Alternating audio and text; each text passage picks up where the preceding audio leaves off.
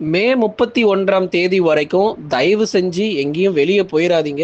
அதிலும் எங்கெல்லாம் மழை வாய்ப்பு பற்றி நம்ம பேசியிருக்கிறோமோ அந்த மாவட்டங்களுக்கு தயவு செய்து போக வேண்டாம். அதே மாதிரி அந்த மாவட்டத்தில் இருக்கிறவங்க வீட்டை விட்டு வெளியே வர வேண்டாம். அதாவது தேவையில்லாமல் வீட்டை விட்டு வெளியே வரதும் வைத்து கொள்ளாதீங்க. மழை பொழிவு மிகவும் மோசமாகியிருக்கிறது. ஆகவே ஏரிகள், குளங்கள், ஆறுகள் பக்கம் நீங்கள் போயிடாதீங்க. அங்கேயும் நமக்கு ஆபத்துகள் அதிகமாக நிறைந்து இருக்கிறது. அதாவது கிட்டத்தட்ட நமக்கு வந்து உபரி நீர் பொறுத்த வரைக்கும் திறந்து விடக்கூடிய அளவுக்கு மழை பொழிவுகள் அங்கே பதிவாகி கொண்டிருக்கிறது. எங்கெங்க மாநிலங்கள் எந்தெந்த பகுதியை பற்றி நம்ம பேசி கொண்டிருக்கிறோம் அப்படிங்கிறது உங்கள் எல்லாருக்குமே நமக்கு தெரியும். நண்பர்களே, நீங்கள் மறக்காமல் ஒரு லைக் பண்ணுங்கள். யாரெல்லாம் இன்னும் சப்ஸ்கிரைப் பண்ணாமல் சும்மா பார்த்துக்கிட்டே இருக்கீங்களோ வேகமாக அந்த சப்ஸ்கிரைப் பட்டனை கிளிக் பண்ணிவிட்டு பக்கத்தில் இருக்கக்கூடிய பெல் பட்டனும் சேர்த்து கிளிக் பண்ணுங்கள். அப்போ தான் நாளைக்கு ஏதாவது ஒரு புயல் சின்னமோ இல்லை மழை வாய்ப்போ வருது அப்படின்னா உங்களுக்கு வேகமாக உடனுக்குடன் தெரிய வரும். நண்பர்கள், உறவினர்கள் எல்லாருக்கும் தெரியப்படுத்த ஷேர் பண்ணுங்கள். நீங்கள் மட்டுமே அப்படியே பார்த்துக்கிட்டே இருக்காதீங்க, மற்றவர்களும் பார்த்து பயன்பெறட்டும். வங்கக்கடலில் இன்று குறைந்த காற்றழுத்த தாழ்வு பகுதி பொறுத்த வரைக்கும் உருவாகிறதுக்கான வாய்ப்பு உள்ளது. ஏற்கனவே அரபிக்கடல்ல உருவானதுக்கே தாங்க முடியல, எங்க பார்த்தாலும் 100 சென்டிமீட்டரை தாண்டி போயிரும் போல இருக்கு மழை பொழிவு. அந்த அளவுக்கு கொடூரமான வரலாறு காணாத மழை பொழிவு பதிவாகிட்டு இருக்கிறது. தொடர்ந்து இந்த நிலைமையில, இந்த ஒரு இக்கட்டான ஒரு சூழ்நிலையில வங்கக்கடலிலும் ஒரு தாழ்வு பகுதி உருவாகிறது அப்படிங்கிறது ஒரு பீதியையும் ஒரு கலக்கத்தையும் ஏற்படுத்தி இருக்கிறது. அதனால இந்த தாழ்வு பகுதி எங்கெல்லாம் நமக்கு வந்து மழை பொழிவு கொடுக்க போகுது, எந்தெந்த மாநிலங்கள் மிக கடுமையாக பாதிக்கப்பட போகுது அப்படிங்கிறதான தகவலையும் இந்த வானிலை அறிக்கையில நம்ம சொல்லியிருக்கிறோம். கடைசி வரை கேட்டு பயன்பெறுங்க. சும்மா 1 நிமிஷம் 2 நிமிஷம் மட்டும் கேட்டு ஓடிடாதீங்க. கடைசி வரைக்கும் கேட்டாதான் உங்க ஊர்ல மழை வாய்ப்புகள் எப்படி இருக்கும் அப்படிங்கிற தகவலும் தெரிய வரும். ஆகவே வரும் நாட்களில் மேலும் வலுப்பெற்று காற்றழுத்த தாழ்வு மண்டலமாகவும் மாறக்கூடும். இது வெறும் ஒரு தாழ்வு பகுதியாகவே வங்கக்கடல்ல சும்மா அப்படியே நின்றே இருக்க போறது கிடையாது. இது மேலும் வலுப்பெற்று தாழ்வு மண்டலமாக மாறுவதற்கான வாய்ப்பும் அதிகமாக இருக்க போகுது. அதனால் அடுத்து வரக்கூடிய 48 மணி நேரத்தில் இது மேலும் வலுப்பெற்று வடக்கு திசை நோக்கி நகர்வதற்கான வாய்ப்பும் அதிகமாக இருக்கிறது. ஆகவே அரபிக்கடல் நிலை கொண்டுள்ள தாழ்வு மண்டலம் தொடர்ந்து அதே பகுதியில் நீடிக்கக்கூடும். அடுத்து வரக்கூடிய 24 மணி நேரத்திற்கு மகாராஷ்டிரா மாநிலங்கள், கர்நாடகாவில் ஒரு அதி கனமழை முதல் அதீத கனமழையானது புரட்டி போடும். ஆகவே இந்த மாநிலங்களில் தப்பவே முடியாது. மக்கள் தயவு செய்து இந்த பகுதிகளுக்கெல்லாம் போக வேண்டாம். அதே மாதிரி அங்கே இருக்கக்கூடிய ஜனங்கள் வெளியும் வர வேண்டாம் அப்படிங்கிறதையும் சொல்லிடுறோம். ஏன்னா மகாராஷ்டிரா மற்றும் கர்நாடகாவில் பெய்ய போகிற இந்த தீவிரமான மழை காரணமாக பல பகுதிகளில் பலத்த மழை பொறுத்த வரைக்கும் வெளுத்து வாங்கிரும். பல இடங்களிலும் கனமழை விடாமல் நமக்கு வந்து பதிவாகிட்டே இருக்கும். எந்தெந்த பகுதிகளில் நம்ம மழை சொல்லியிருக்கிறோமோ அந்தந்த பகுதிகளில் கண்டிப்பாக ஒரு தீவிரமான மழையானது உறுதியாகியிருக்கிறது. பல மாவட்டங்கள் கண்டிப்பாக பாதிக்கப்படும்.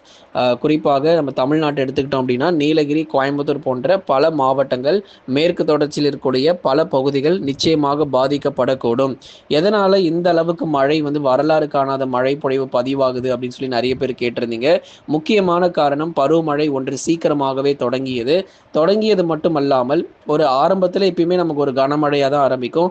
ஆனால் இந்த முறை உருவான தாழ்வு பகுதி ஒரு புயல் சின்னமாகவே மாறியதன் காரணமாக தான் தொடர்ந்து கேரளா, கர்நாடகா மற்றும் மகாராஷ்டிராவில் கனமழை வெளுத்து வாங்கியது. அதீத கனமழையும் பதிவானது.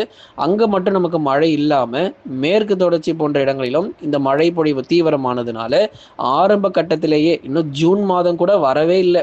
ஜூன் வரல, ஜூலையும் வரல, அதுக்குள்ளேயே இந்த இப்போதான் மேவே முடிய போகுது. அது எங்கே பார்த்தாலும் வெள்ளக்காடாகவும் 100 சென்டிமீட்டரை நோக்கி மழை பொழிவும் தொடர்ந்து பதிவாய் கொண்டே இருக்கிறது.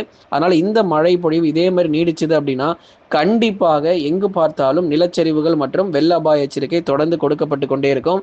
இயல்பு நிலை எப்போ திரும்பும் அப்படிங்கிற தகவல் ஏற்கனவே நம்ம சொல்லியிருந்தோம். இருந்தாலும் மீண்டுமா நம்ம ஒரு விஷயம் நம்ம சொல்கிறோம். தமிழகம் பொறுத்த வரைக்கும் மேற்கு தொடர்ச்சி மலையொட்டிய மாவட்டங்களில் அதி கனமழையும் மற்ற மாவட்டங்களில் மிதமானதிலிருந்து கனமழை இருக்கும். வேலூர், திருப்பத்தூர், ராணிப்பேட்டை, திருவண்ணாமலை, கிருஷ்ணகிரி, தருமபுரி, சேலம், கரூர், நாமக்கல், திருப்பூர், ஈரோடு போன்ற இடங்களுக்கும் சரி, அதே மாதிரி மதுரை, திண்டுக்கல், விருதுநகர், சிவகங்கை, ராமநாதபுரம், தூத்துக்குடி மற்றும் திருநெல்வேலியிலும் இந்த உள் மாவட்டங்கள் மற்றும் தென் மாவட்டங்களிலும் மிதமானதிலிருந்து கனமழையும், கடலோர மாவட்டங்கள் சென்னை முதல் புதுக்கோட்டை வரை இருக்கக்கூடிய அனைத்து கடலோர மற்றும் கடல் ஒட்டி இருக்கக்கூடிய மாவட்டத்திற்கு மிதமான மழை பொழிவு பொழிவுகள் இனி அடுத்து வரும் நாட்களிலும் எதிர்பார்க்க முடியும். அதனால தமிழ்நாடு முழுவதுமாகவே பரவலான மழை வாய்ப்புகள் அதிகரிச்சிருக்கு. அதுல குறிப்பா மேற்கு தொடர்ச்சியில அதி கனமழை மிரட்டி வருகிறது. சரி, இதெல்லாம் ஒரு பக்கம் இருக்கட்டும்ங்க. வங்கக்கடல்ல ஒரு குறைந்த தாழ்வு பகுதி உருவாகுது. அதை பத்தி நம்ம கண்டிப்பா பேசிடலாம். வங்கக்கடலில் உருவாகக்கூடிய இந்த புயல் சின்னம் ஒரு தாழ்வு பகுதியா மாறும். அதுக்கப்புறம் காற்றழுத்த தாழ்வு மண்டலம், அதன் பிறகு ஆழ்ந்த காற்றழுத்த தாழ்வு மண்டலம், அதன் பிறகு ஒரு சின்ன ஒரு புயல் சின்னமாக மாறி கடலோர மாவட்டங்களில் மிரட்ட வாய்ப்பு இருக்கு. குறிப்பா வடக்கு ஆந்திராவில் இருக்கக்கூடிய ஸ்ரீகாகுளம் மற்றும் அதன் சுற்றுவட்டார பகுதிகள், விசாகப்பட்டினம் அதன் சுற்றுவட்டார பகுதிகளிலும் பலத்த மழை பொறுத்த வரைக்கும் வெளுத்து வாங்கும். அங்கேயும் நமக்கு தீவிரமான மழை காரணமாக வெள்ளப்பெருக்கு ஏற்படக்கூடும். ஒரிசா மாநிலத்தினுடைய கடலோர பகுதிகள், அதைத் தொடர்ந்து அஸ்ஸாம் மற்றும் மேற்கு வங்க மாநிலங்களிலும் மிக தீவிரமான மழை பொழிவு இந்த தென்மேற்கு பருவமழை கொடுக்க வாய்ப்பு இருக்கு. இங்கெல்லாம் நல்ல ஒரு மழை பதிவாகிய பிறகு வட இந்தியாவில் இருக்கக்கூடிய குறிப்பாக மகாராஷ்டிரா, சத்தீஸ்கர் போன்ற மாநிலங்களிலும் ரொம்ப தீவிரமான மழை வாய்ப்புகள், மத்திய பிரதேஷ் உள்ளிட்ட இடங்களிலும் மழை பொழிவுகள் ரொம்ப தீவிரமாக இருக்கும்.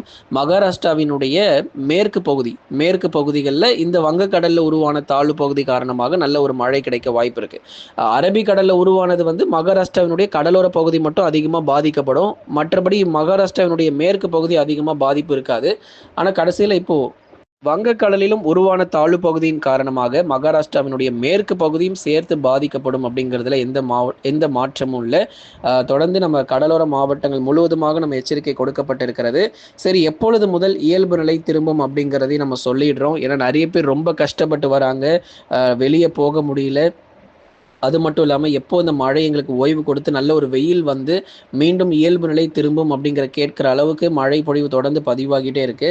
எல்லாருக்குமே ஒரு டேட் அனௌன்ஸ்மெண்ட் நம்ம கொடுத்துட்றோம். மகாராஷ்டிராவாகட்டும், கர்நாடகாவாகட்டும், கேரளா, தமிழகம், மேற்கு தொடர்ச்சி, வடக்கு ஆந்திரா, ஒரிசா போன்ற எல்லா மாநிலத்துக்கும் ஜூன் 2ஆம் தேதிக்கு அப்புறம் ஒரு இயல்பு நிலை அப்படிங்கிறது திரும்ப போகுது. ஒட்டுமொத்த இந்தியாவிலும் தென்மேற்கு பருவமழை கொஞ்சம் ஒரு ஓய்வு கொடுக்க போகுது. அதாவது தற்காலிகமான ஓய்வு, ஷார்ட் டைம் அப்படிங்கிறது நம்ம சொல்ல முடியும். ஒரு குறுகிய நேரத்தில் ஒரு சற்று ஓய்வு கொடுக்கும். ஜூன் 2ஆம் தேதியிலிருந்து ஓய்வு கொடுக்க ஆரம்பிச்சு நிறைய இடங்கள்ல பெரிதளவுல மழை இருக்காது. அப்படியே வந்தாலும் மிதமான மழை, கனமழை மட்டும் பதிவாயிட்டு போயிடும். இந்த மாதிரி ஒரு வெள்ளப்பெருக்கு ஏற்படுத்துற அளவுக்கு மழை பொழிவுங்கிறது ஜூன் 2ஆம் தேதியிலிருந்து நம்ம எதிர்பார்க்க முடியாது. எல்லாமே இந்த மே 31ஆம் தேதிக்குள்ள கிட்டத்தட்ட எல்லா பகுதிகளிலும் அடித்து மழை துவைத்து நமக்கு ஜூன் அதாவது 1ஆம் தேதி அன்றே நமக்கு ஒரு இயல்பு நிலைக்கு திரும்ப வாய்ப்பு இருக்கு அப்படிங்கிற தகவலையும் நம்ம சொல்லிடுறோம்.